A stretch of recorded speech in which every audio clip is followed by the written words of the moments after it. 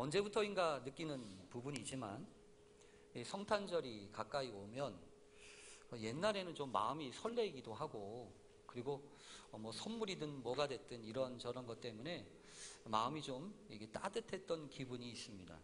그런데 요즘에는 그렇지 않은 것을 느끼게 됩니다. 뭐 교회 밖에서도 뭐 캐롤에 대한 이야기나 뭐 이런 것들은 별로 들은 적이 없고, 또 잘 안 들리고, 가뜩이나 어려워진 살림살이나 또 곳곳에서 들려오는 안타까운 소식들 때문에 오히려 마음마저 이렇게 얼어붙게 될 만큼 이렇게 차가운 것을 느끼게 됩니다. 근데 그럼에도 불구하고 이 홀로 갓난 아기로 찾아오시는 우리 주님의 소박한 탄생을 생각하면 이 한 해를 마감하고 또 다른 한 해를 준비해야 하는 우리들에게 새로운 희망의 메시지를 준다고 저는 믿습니다. 사실 그러면 되지요. 주님처럼 시작하고 또 주님처럼 마치면 되지 않겠습니까? 여러분 아마 기억하시죠? 우리 교회가 이곳에 오기 전에 그 전에 사용하였던 성전, 그 전에 사용하였던 교회 건물을 마지막 예배를 드리면서 저 앞에다가 이렇게 붙여놓았던 글씨처럼 글씨가 있잖아요. 시작도 마지막도 주님과 함께 이렇게 썼었지요. 저는 그 정신이면 된다고 생각합니다. 시작도 마지막도 주님처럼 하면 되지. 그보다 더할 게 무엇이 있나 라는 생각을 하게 됩니다. 다만 그럼에도 불구하고 한 해를 정리하면서 그런 마음은 갖게 돼요. 생각지 않게 일어났던 여러 가지 사건이나 또 이런저런 일들로 인해서 마음 아프게 하고 속상한 부분들이 있다면 이런저런 구차한 이유 될 것 없이 그냥 솔직한 마음으로 서로 용서를 구하고 또 이해를 구하는 것이 훨씬 유익하겠다, 이런 생각을 하게 됩니다. 이와 관련돼서 여러분들에게 좀 드리고 싶은 말씀이 하나 있습니다. 지난주 우리가 당회를 했는데 이 당회를 통해서 제기된 질문들에 대하여 여러 가지 설명을 하는 과정에서 혹시라도 여러분의 마음에 상처를 받거나 또 불편함을 느끼시게 되었다면 다른 모든 것을 떠나서 제가 사회를 보고 주관했던 이 교회 담임 목사로서 저의 부족함의 소치다 생각하시고 또 너그럽게 용서해 주시기를 바랍니다. 특히 원하지 않게 여러 가지 어려운 상황 속에서도 또 이렇게 저렇게 고심하면서 교회의 미래를 위해서 이렇게 저렇게 수고하고 애쓰시는 여러 임원들, 또 특별히 그동안에 했던 우리 인사구역 회원들, 또 우리 청빙위원들, 여러 가지 모양으로 수고하고 애셨던 것, 그거 기억하면서 폄하하거나 불편하게 했다고 한다면 본래 그런 뜻이 아니다 라고 하는 것을 말씀드리면서 아울러 죄송한 마음을 전합니다. 이렇게 저렇게 사람들을 지나고 보면 다 이런 부족함이 있습니다. 또 때때로 우리는 연약합니다. 그러나 그럼에도 불구하고 참 돌이켜 생각을 해보면 그런 연약함과 부족함에도 불구하고 하나님은 버리지거나 또 이렇게 저렇게 하신 것이 아니라 그 부족함도 연약함도 다 사용하셔서 당신의 은혜의 통로로 사용하시는 것을 우리가 알게 되지 않습니까? 그래서 우리는 모두 은혜로 사는 사람들입니다. 하나님, 우리 아이들이 사랑스러운 것은 아이들이 완벽하기 때문이 아니지 않습니까?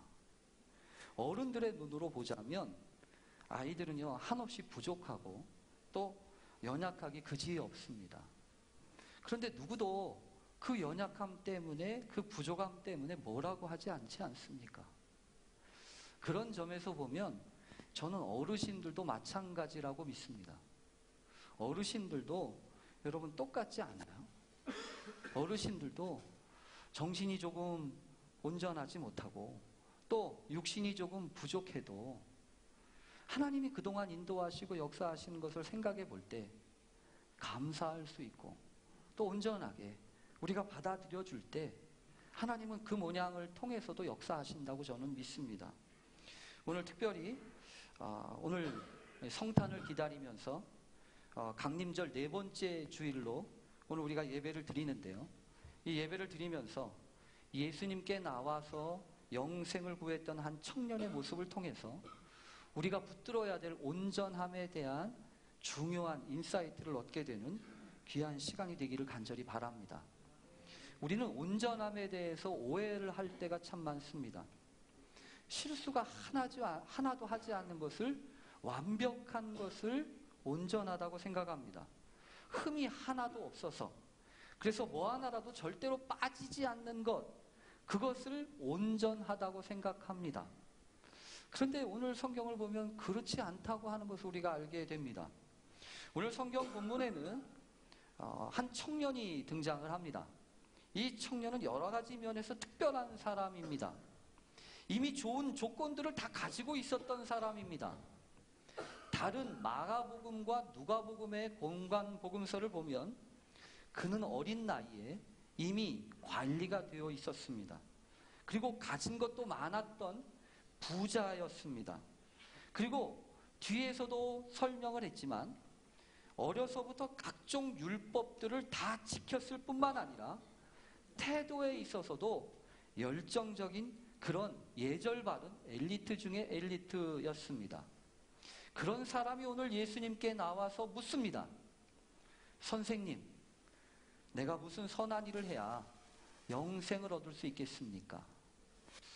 여러분, 저는 이 청년의 질문들 가운데 아주 중요한 몇 가지 태도를 볼 수 있습니다. 뭐냐 하면 이런 거죠. 나는 얼마든지 마음만 먹으면 선한 일을 충분히 할 수 있다고 하는 자신감입니다. 그러니까 가르쳐 주시면 얼마든지 내가 선한 일을 하겠습니다 라고 하는 마음입니다.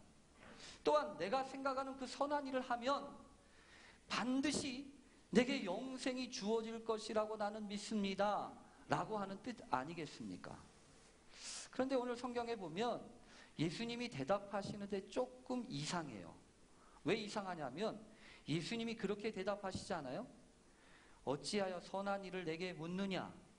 선한 이는 오직 한 분이시니라. 이렇게 얘기하시잖아요. 여러분, 이 말씀은 어떤 뜻으로 여러분 들리십니까? 내가 무슨 선한 일을 해야 영생을 얻겠습니까? 라고 묻는 이 청년에게 예수님이 어째서 선한 일을 내게 묻냐? 선한 이는 오직 한 분이시니라 라고 말씀하시는 이 주님의 마음을 곰곰이 잘 생각해 보면 여러분, 이런 뜻을 알게 돼요. 일이 먼저가 아니야, 이 사람아. 일을 많이 한다고 영생 얻는 게 아니야 라고 하는 뜻이에요. 여러분, 원래 그런 거 아니겠어요? 나무 하나를 사놓고 지금 열매를 거두려고 하는 거예요. 그런데 이렇게 묻고 있는 거예요.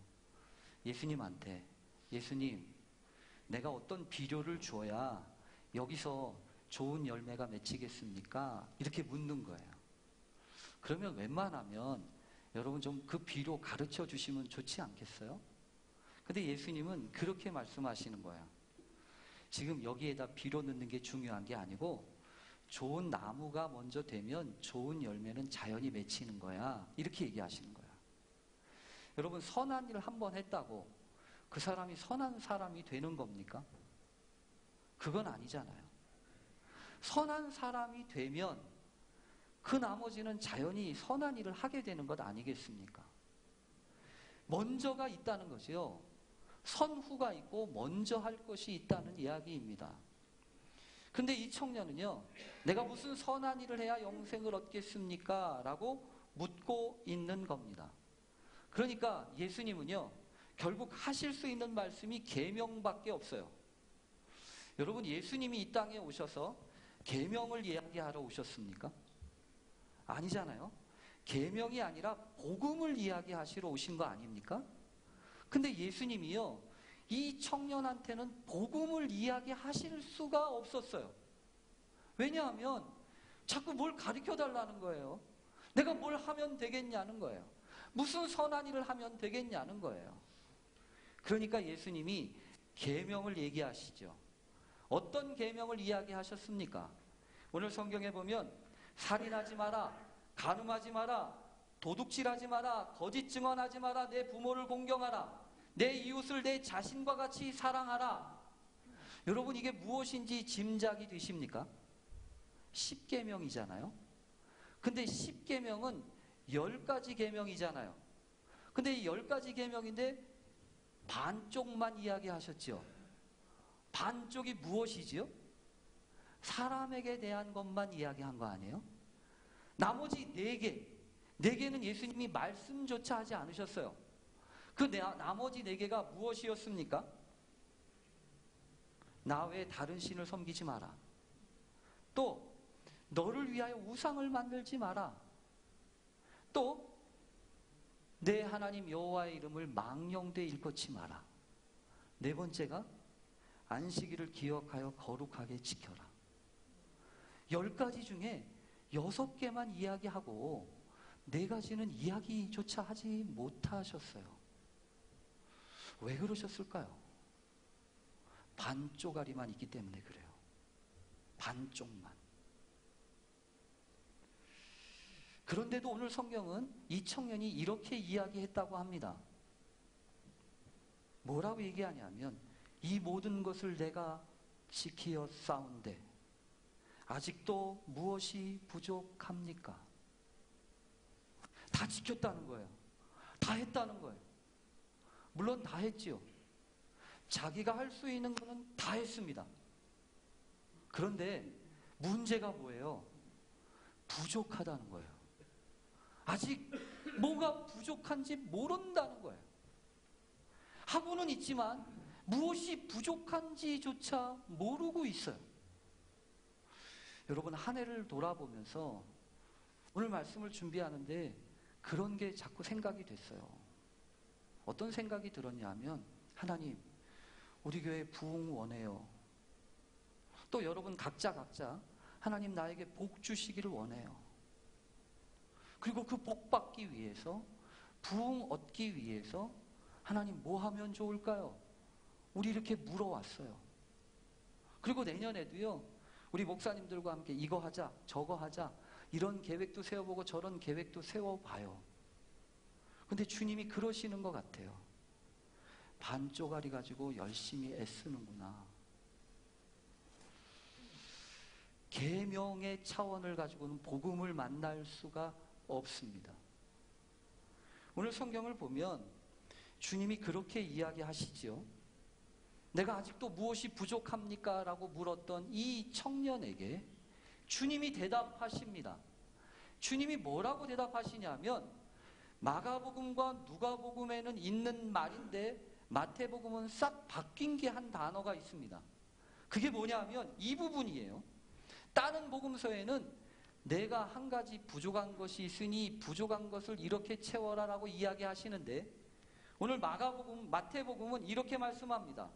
내가 온전하고자 할진대, 내가 온전하고자 할진대 내 소유를 팔아 가난한 자들에게 주어라. 그리하면 하늘에서 보화가 내게 있으리라. 그리고 와서 나를 따르라. 여러분, 이 본문 말씀이 어떻게 들리시나요? 지금 주님이 온전하기 위한 길을 이야기하고 계시지요. 그런데 온전하려면 어떻게 하시래요? 가지고 있는 거 다 팔아서 가난한 자들에게 주고, 그리고 너는 나를 따르래요. 그런데 여러분, 이 소리를 듣고 이 청년이 어떻게 됩니까? 오늘 성경의 본문에 보면 이렇게 끝납니다. 그 청년이 재물이 많음으로 이 말씀을 듣고 근심하며 가니라. 하나님의 말씀을 듣고 기뻐서 가는 게 아니라 근심이 되어도 갔다고요. 근심이 되어서. 왜 근심이 됐다고요? 재물이 많아서, 가지고 있는 게 많아서요.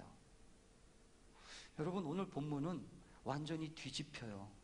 왜 뒤집히냐면, 정말 좋은 조건과 좋은 능력과 엘리트 중에 엘리트였던 이 사람이, 그래서 열심히 살아봤던 이 사람이 하나님의 말씀, 주님의 말씀 앞에서 오히려 그것에 발목 잡혀서 근심하며 돌아간다고요. 여러분 혹시 그렇게 알고 계시나요? 만약에 이 사람이 정말 재물을 다 팔고 예수님을 따라갔으면 이 사람이 영생을 얻었을 것이라고 생각하시나요? 저는 그렇게 생각하지 않아요. 오늘 본문은 그 이야기를 하는 것이 아닙니다. 지금 주님이 이야기하시려고 하는 것은 그게 아니에요. 너 재물 팔고 너 나 따라와라 라고 하는 이야기가 아니에요. 이 말씀을 잘 읽어보면 그런 뜻이 뒤에 있어요. 너 그런 식으로 하면 네 재물 다 팔고 너 나를 따라와도 부족할 거야. 영생을 얻지 못할 거야. 왜 그렇지요? 한쪽만 있어서 그래요. 내 열심만 있어서 그렇다고요. 내 능력으로만, 내 힘으로만 하려고 하기 때문에 그런 거예요.